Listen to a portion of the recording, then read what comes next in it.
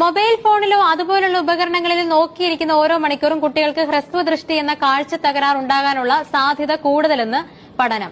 അതിനാൽ ഇത്തരം ഉപകരണങ്ങളുടെ ഉപയോഗം കുറച്ച് കുട്ടികളെ പുറത്ത് കളിക്കാൻ വിടണമെന്ന് വിദഗ്ധർ നിർദ്ദേശിച്ചു. ദക്ഷിണ കൊറിയയിലെ ഗവേഷകർ നടത്തിയ പഠനത്തിലാണ് മൊബൈൽ ഫോൺ ഹ്രസ്വദൃഷ്ടിക്കിടയാക്കുമെന്ന് കണ്ടെത്തിയത്.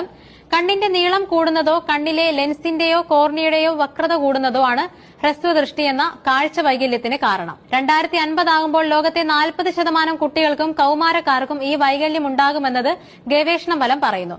3,35,524 പേർ പങ്കെടുത്ത 45 പഠനങ്ങൾ വിശകലനം ചെയ്താണ് കൊറിയൻ ഗവേഷകർ ഈ നിഗമനത്തിലെത്തിയത്.